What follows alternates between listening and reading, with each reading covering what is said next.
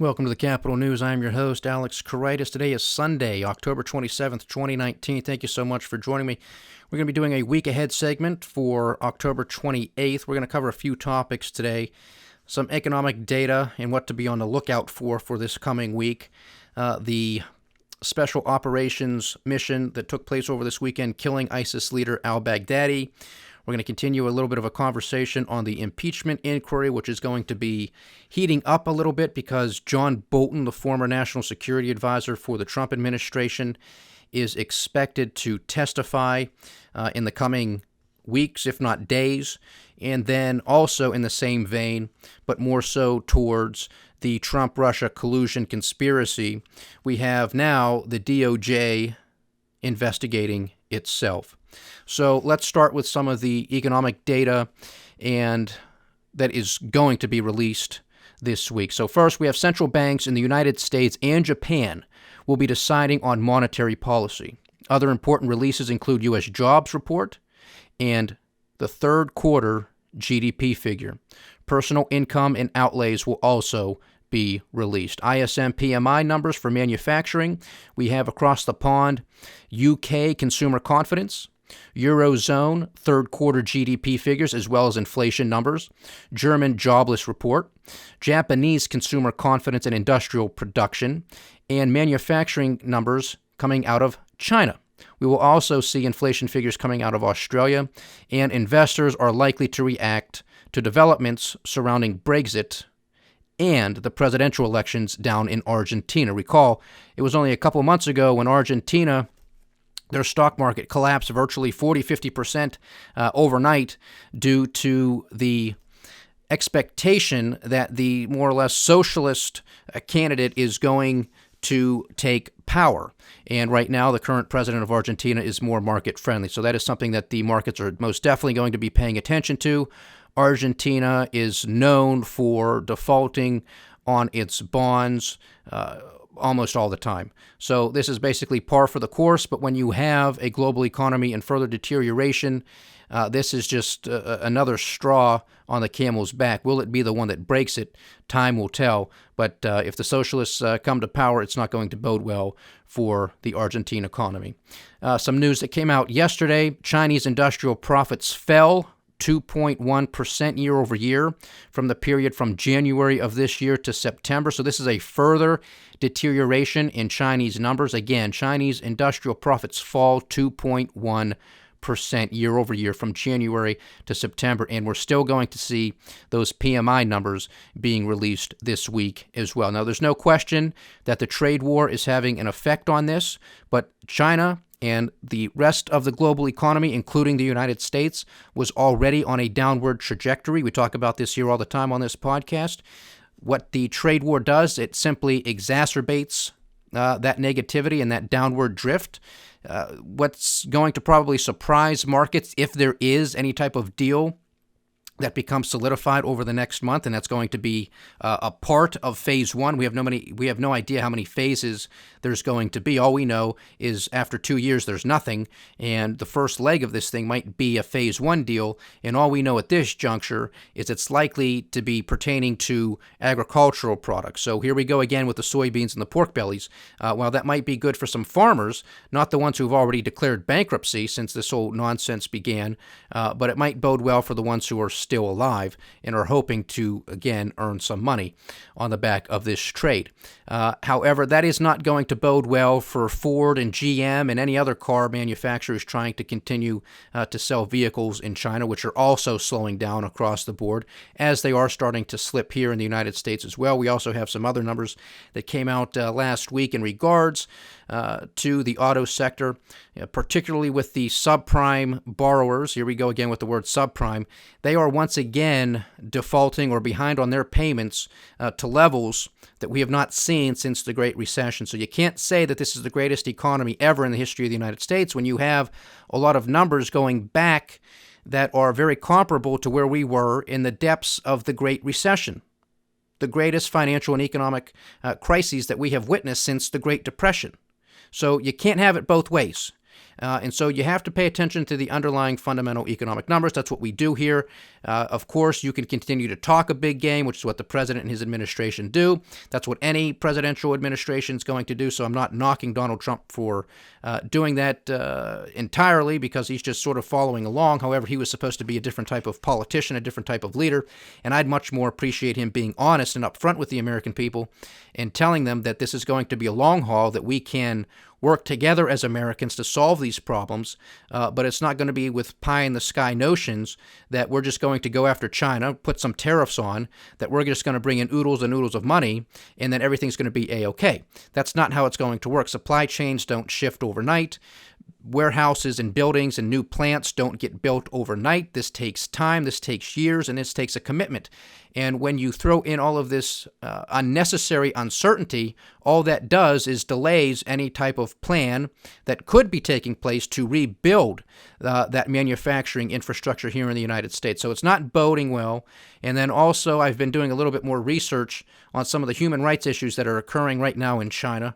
We talked about this, I believe, maybe a week or two ago in a podcast, and I said, look, from what I'm gathering with some credible sources that I find to be credible anyway, with the human rights issues, with re-education / concentration camps existing in China, with crematoriums right on site, particularly with the Uyghurs, which are basically the Muslim sect that exists within China, being branded, having their DNA extracted, and the DNA is being extracted obviously because it's 1984, very George Orwellian over there under the Chinese Communist Party, but they're taking their DNA so they know who to give their organs to. I'm not making this up, and this isn't when these people die, this is when they're actually alive. They are taking their organs while these people are still alive, and of course that kills them, and then they're just chucked into the crematorium. I mean, this is not discussed.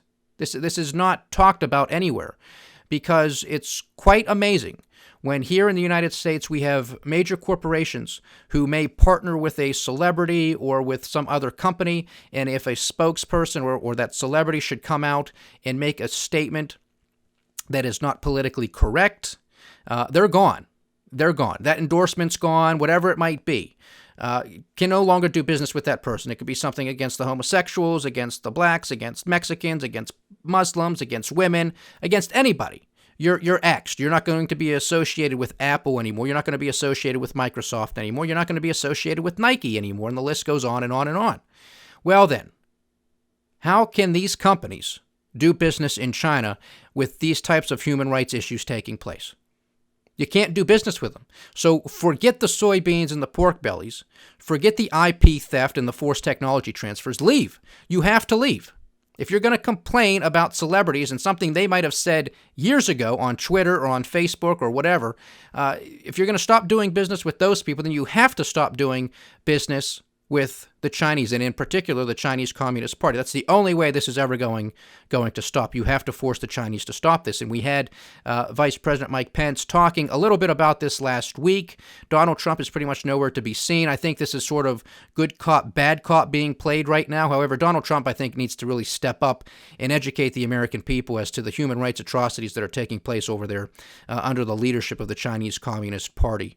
This cannot stand, because what sort of frightens me beyond this, and it goes back to the economics of it, if there is some sort of deal that is agreed to, the next step or the next phase of this thing, and I think the Chinese are going to push for it or be in agreement with, is the fact that the U.S. is trying to have the Chinese Communist Party open up their financial markets. I think that's sort of, the hens opening the door to let the fox in. I don't think that's going to be a good plan, because the Chinese economy is deteriorating.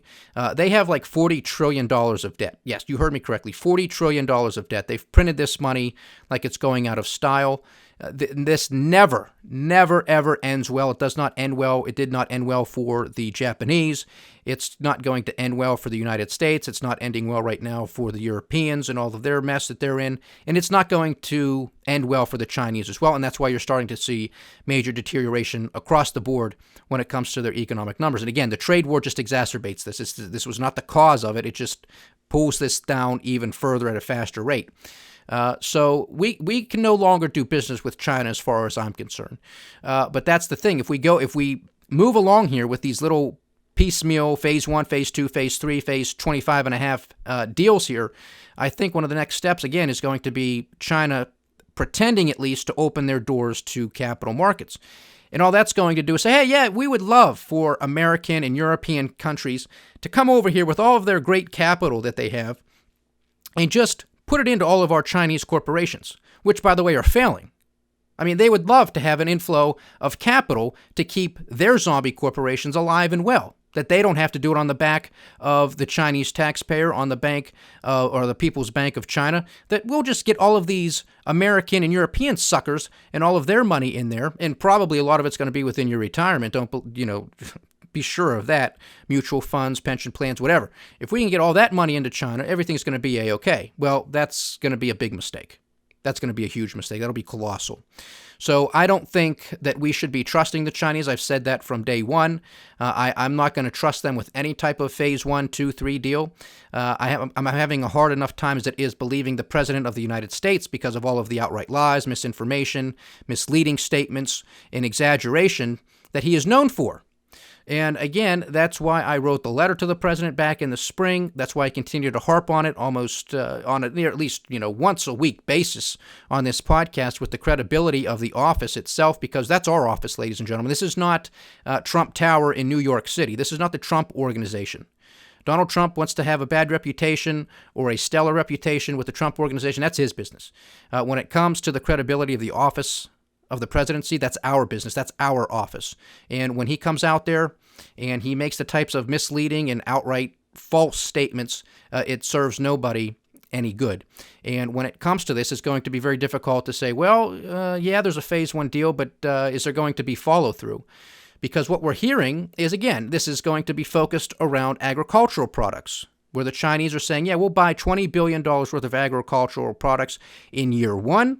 That simply means we're going back to where we were before this whole trade war began, because farmers and ranchers were selling $20 billion plus dollars worth of agricultural products under the Obama administration, and even during the first year of the Trump administration before this whole trade war really kicked off.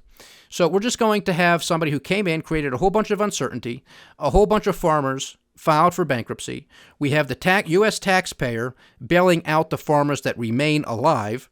And all we're going to do is go back to where we were 2 years ago. So again, it's that analogy of I'm going to come in, I'm going to break it, and then I'm going to attempt to fix it, and then I'm going to say I'm the best deal maker ever. And all we did was got right back to where we were beforehand. But in the interim, there's a whole bunch of uncertainty that is created.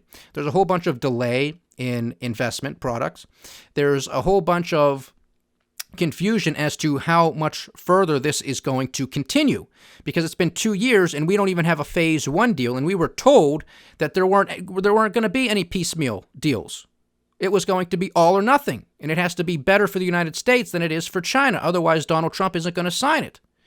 So now everything's going back and forth on those words. So again, the question of credibility, which to me is front and center in all of this. Now, with some of the other information and some of the other data that's going to be coming out this week, I think front and center is really going to be the Federal Reserve's decision.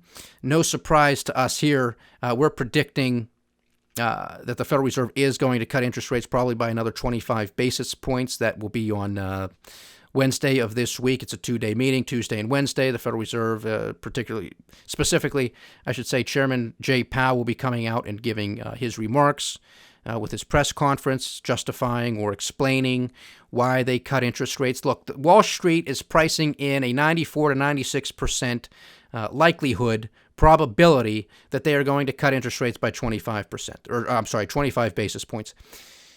So Jay Powell and the Federal Reserve are not going to disturb or upset their masters, the drug addicts on Wall Street, okay? They're just not going to do it. 95, 96%, they're just not going to tilt the apple cart. They're just not going to knock it over. They're going to continue with this.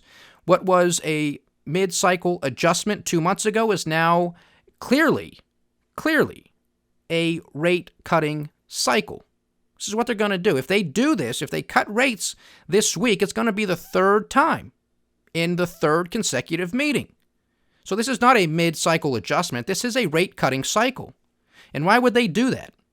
because they understand that a recession is on the horizon. Of course, they say it isn't. Of course, they say this is a good economy. Yeah, it might be slowing down, but everything's fine. Everything is not fine. So one of the things that really gives me concern is this continuation of the Federal Reserve intervening in the overnight repo market. And I know I don't get too technical here because I don't want to get too technical with this audience. I'll lose most of you. And that's no disrespect to anything. This is technical stuff, and it's quite boring and dry, to be perfectly honest with you, which is another reason I really don't want to get into it, because we could talk about that for a long time. But just understand that the Federal Reserve has a great amount of control over short-term interest rates. That's what the federal funds rate does. That's what they are attempting to do. They're trying to control the shorter end of the yield curve, okay? So what the Federal Reserve has been doing is cutting interest rates. Obviously, this is moving rates lower. That's exactly what that means. So now we're in a range-bound, 1.75 to 2%. And what we're seeing in the overnight markets, and of course an overnight that's very short-term, we're seeing spikes in how much is being demanded. So that's the interest rate. So you're seeing a spike in interest rates of 8, even close to 10% on an overnight basis. This means the Federal Reserve is losing control of the marketplace.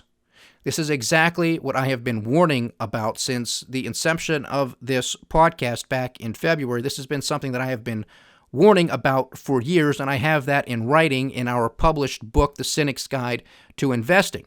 We stated out clearly in that book that if Congress and the Federal Reserve do not right their wrongs, do not get this country in order, especially from a fiscal standpoint, that the market will have its way with all of us. And that is exactly what is taking place. These are the cracks in the foundation, and now you have the Federal Reserve panicking on an overnight basis to put as much liquidity into the system as is necessary. And we were told a month and a half ago at the September FOMC meeting that this was just a one-off. This was the end of the third quarter. Corporations needed extra money, that Uncle Sam had a rollover and there was maturing treasuries. He had to pay out a lot of money. This is just a one-off. Pay no attention to the man behind the curtain. Everything's under control. And we said, no, no way, no how. Ain't going to happen. This is going to be something that's more permanent, and it's going to get bigger. And that's exactly what we are witnessing. The Federal Reserve is losing all control. They will never admit this. They have started quantitative easing once again to the tune of $60 billion per month of liquidity injections back into the system. Of course, they're telling us don't call it QE, because when you call it QE, that means it's an emergency monetary policy. And when everything's fantastic, why would you employ and engage yourself with an emergency monetary policy? Not that most Americans know what quantitative easing is to begin with, but definitely don't call it QE this time around. So again, this is a big charade. This is a lack of leadership and a lack of responsibility. And you don't have anybody talking about this to say, look out. Donald Trump isn't telling you to look out. In fact, Donald Trump wants interest rates to go even lower. He wants them in negative territory. He wants quantitative easing. So now his argument, where he was bashing Jay Powell and the Federal Reserve before for not cutting interest rates and for not going on to quantitative easing, well, now, Donnie boy, you got your wish. So if the market collapses now and you get your wish and you get a trade deal, who are you going to blame?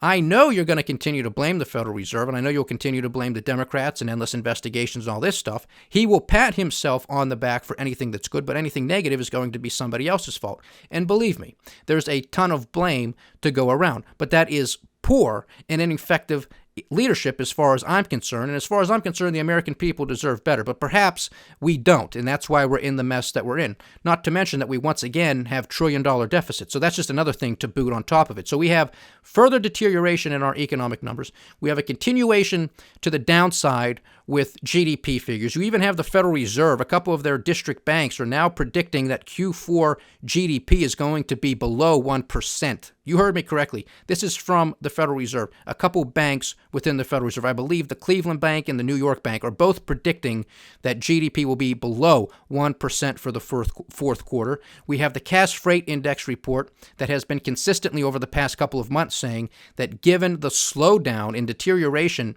in the transport sector across all modes, rail, trucking, sea, air, that they are predicting negative GDP by the end of this year. So that could be what we see in this week's print from GDP for the third quarter. Of course, this is the preliminary. There will be revisions.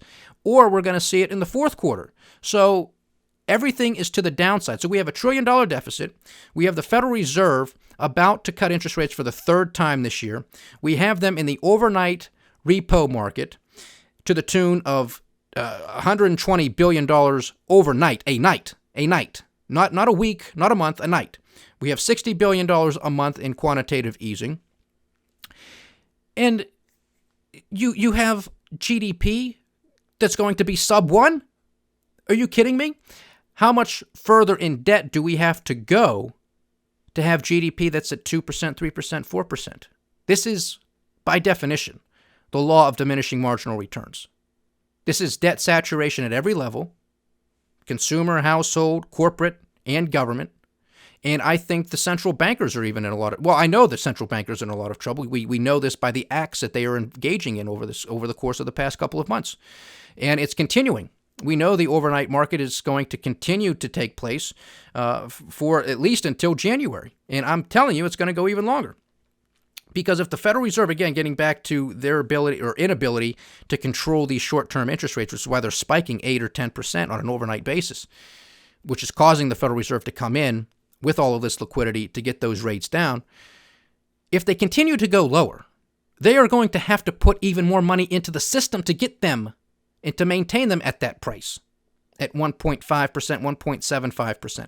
If they're having a hard time keeping them at 1.75, 2%, it's going to be even more difficult for them to control them and to contain them at 1.5, 1.75. And I can assure you that they will continue cutting interest rates, if not at the December meeting, probably into next year as well, because next year is an election, and Donald Trump is going to beat the hell out of them. He already is. I imagine a whole bunch of tweets from Thunder Thumbs this week, because that would be par for the course. If he doesn't, I would be greatly surprised. This is a week where the Federal Reserve is meeting. Again, Donald Trump has been notorious for attacking them for being inactive and not knowing what the hell they're doing every time they meet. So he is going to say something. What he says, obviously, is going to be up for debate, but he is going to say something. And this is just a continuation of nonsense, a continuation of a lack of leadership, and nobody is warning you. This is why I'm telling you to stay diversified, get defensive, have precious metals, have cash built up, because when this thing comes down, it's going to come down hard. It's going to come down fast, and you have to be prepared. And I'm not saying this to scare you, but this is their doing, and they're not going to come out and tell you this. They're going to tell you that everything's fine until it isn't. And even then, they'll all be pointing the finger and blaming somebody else as well. So, you had central banks and Uncle Sam bail out the banks during the great financial crisis. Now, we have even more debt across the spectrum. Who's going to bail out Uncle Sam? And who's going to bail out the central banks? Probably you and me. And where are they going to go get the money? Probably in our retirement accounts. I mean, you're going to lose it in your housing, the value of your house, standard of living, inflation's going to go up. I mean, it just, across the board, a whole bunch of things that we have been warning you about since the inception of this podcast, and again, in writing in our book, The Cynic's Guide to Investing, years ago, because the market always wins. And you can either get on board with the market and create better incentive structures to work with the market, or you can try to buck the market. And look, there's a lot of powerful people and institutions within the government and with the central bank. When you got a printing press, you can create a lot of distortions and kick the can down the road for a very, very long time. And that's exactly what they've been doing. But I honestly think that diminishing marginal returns are really kicking in. I think we're seeing that across the board globally with deteriorating numbers. And with the Federal Reserve losing control of the overnight market, I think that's just, again, another telltale sign. Once we start seeing some of the interest rate spreads between junk bonds and investment-grade bonds really start to spread out, and we're going to do presentations on that, too, on a capital economics basis, that's really going to be another another shot across the bow that things are not looking good for the stock market and for the economy as well. So that's some of the econ news that's going to keep us busy this week. Over the weekend, U.S. Special Forces raided a compound in Syria, killing ISIS leader al-Baghdadi. President Trump gave a short speech this morning and answered questions from a host of reporters.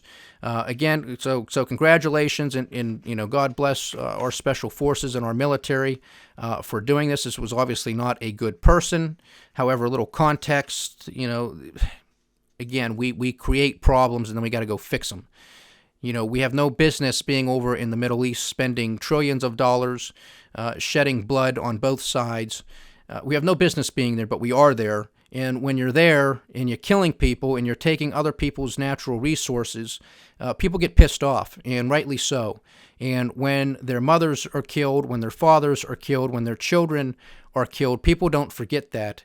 And when they have no economy, because of the ruthless dictators that might be propped up, some of them being propped up by the United States, or because the U.S. is there killing everybody and bombing the infrastructure, and there's no economy, and all you see is death and carnage and starvation, you get pretty upset, and you want to take up arms against that nation. That makes complete sense.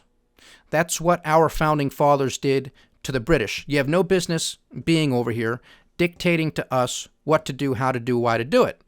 This is the same thing. Somebody else's terrorist is somebody else's patriot. Remember that. We have no business being over there. But when you create these types of characters, you got to put them down.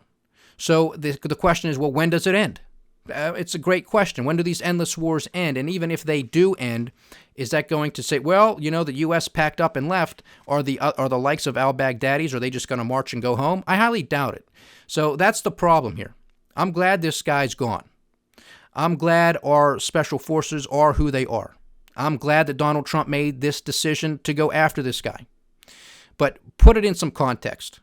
Don't just flex your muscles and put out your chest and pretend to be a strong guy, because being a strong guy has killed a lot of innocent people for no good, for no reason. And now we have Donald Trump saying, well, we're going to stay over there in Syria, not to protect the Kurds, not to protect innocent people, but to protect the oil. That's the same mentality that got us into this mess. If it's their land, if he wants to say we're not going to do their fighting for them, then just leave totally. Let them fight for their oil. It's theirs, not ours. Let them fight for it. Be 100% in or 100% out. Don't do this half-assed game, because you're asking for trouble. So, again, I am happy this guy is gone.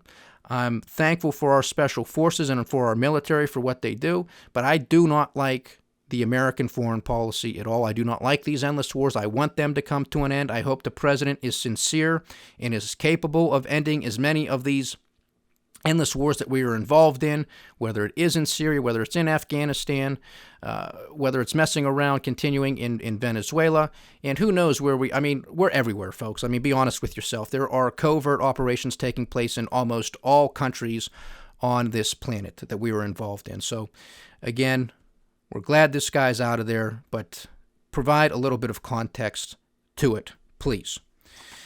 Impeachment inquiry continues. One of the star witnesses, if you will, or somebody who might be deposed here in the near term, is former National Security Advisor John Bolton. We do not like John Bolton. We've done many podcasts centered around John Bolton, or at least mentioning him. We were very glad when he got fired or resigned or quit. I don't care. He's gone. That was a good thing. But we said, look, that's not the end of the story. That's just a step in the right direction. Now, you have to consider the source. John Bolton is definitely somebody who is known for lying to the American people. He was a member of the George W. Bush administration. He is a huge proponent of these endless wars and just going after everybody and their resources. He does not care. This is his belief, as is the case with many others in our government, which is very, very scary. Neoconservatives, somebody like a Lindsey Graham, if you will, continues to push for these endless wars, for the military-industrial complex to continue having the power and the money that they do at all cost. At all costs. It doesn't matter who's killed. We're going to continue to make these bombs. We're going to continue to use them, and we're going to continue to take other people's natural resources and meddle in their elections, which of course is a big no-no here in the United States, but we can do it to everybody else. So John Bolton, consider the source. He might be a disgruntled former Trump official. He is most definitely somebody who is not afraid to lie, but nevertheless, that does not mean that everything he says is a lie. Same thing with Donald Trump. Just because he states a lot of things that are not true does not mean that everything he says is a lie. So John Bolton is likely to be deposed because another former Trump administration official who was deposed earlier, Fiona Hill, she was a senior advisor for Russian affairs. She stated that John Bolton warned her and others within the administration not to get involved with Rudy Giuliani and the, quote, the drug deal that he was engaged in. Not literally a drug deal, but just obviously a bad deal, something that you don't want to get involved with. And again, we don't like John Bolton. I don't like a whole bunch of people in Washington, D.C., but when you work at those ranks, you're an operator, meaning you know how to maneuver. You know what you're doing. Whether or not I personally agree with your policies or not is another question, but you know how to maneuver. You did not get the ear of the President of the United States. Nancy Pelosi's case, you did not become the Speaker of the House by not knowing how to maneuver and operate. So you got to give credit where credit's due, all right? So John Bolton is set to be deposed. Take it with a grain of salt, but this is going to continue further and further. This thing is far from being over. Again, it is incumbent upon the Democrats, Adam Schiff in particular, who's a scumbag, to make the next round of hearings open and available to the public. The political stunts being performed by the Republicans need to stop. There are Republicans in these committees, in these meetings, where they're hearing these depositions, okay? Just because you got 30 circus animals going down to the basement of the Capitol to pretend that we're being shut out, you're not being shut out. There are Republicans on those committees who are in there who are able to ask whatever questions they want to, just like the Democrats are, okay? This is an investigation. You do not have cameras in the courtroom for a grand jury. This is what this is. Once this information is ruffled through, once they go through it and they say, okay, here's the story, here are the facts, then you can have subsequent hearings in front of the public, which is necessary as far as I'm concerned for the health and the sanity of this republic. So if the Democrats don't do that, then the Republicans have every right to say what they've been saying before, and they can pull those types of stunts because they're going to be needed. In my opinion, at that point, they won't be stunts. They will be necessary for the health of this republic. And shame on the Democrats if they don't make these next depositions, not even depositions, but the next interviews public. Those hearings need to be public so the American people can understand what Donald Trump did or did not do. And then it's going to be incumbent on Nancy Pelosi and the Democrats to have a vote on all of it, to impeach him or to not impeach him. So there's a lot to come, so stay tuned on that. And lastly, the DOJ investigating itself. We've heard the U.S. Attorney John Durham of Connecticut, who is investigating the genesis of the Trump-Russia collusion conspiracy, has now turned it up a notch and is now saying that this is a criminal investigation. There's not a lot of information that has come out in regards to what that actually means, who's being targeted. Now, we can imagine who those characters are because we talked about that many, many times over on this podcast, particularly early on in this podcast when all of this was starting to come out. There was a lot of transcripts that were released from former FBI agents and lawyers. We took the time to read those transcripts here on the Capital News because I'm not here to conjecture and to speculate. I want you to have the truth. I want you to hear what is on the record. I'm not here to be a fan of the president. I'm not here to chant lock him up either. I am here for the truth and for justice as much as we can find it, okay? So now the DOJ is investigating itself, and lo and behold, what are we starting to hear with this, that this turned into a criminal investigation, is Donald Trump using the Justice Department to go after his political opponents? A serious question, and unfortunately, it's a credible one. Why? Because the president has thrown into question his credibility in the office of the presidency. And this is exactly what we have been predicting here on the Capital News for months. Because the president wants to continue to reality TV tease everybody and say, oh, there's big information coming up. Something big's going to drop. All I have to do is declassify a few documents and all of these heads are going to roll.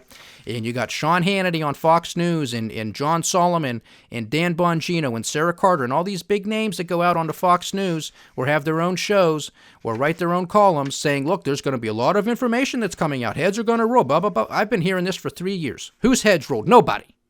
Nobody. Everybody is still there. Okay? You got some people who are gone. Don't get me wrong. Jim Comey's gone. McCabe's gone. You got some of those people gone. But when you have all of these big teases that it's really going to get dirty, it hasn't. It hasn't. So are these people lying? Do they have bad sources? Or are we still waiting for the big drop? Is this going to be it? So again, it's a continuation of being jerked around and jerked around one step to the next, just like the trade deal.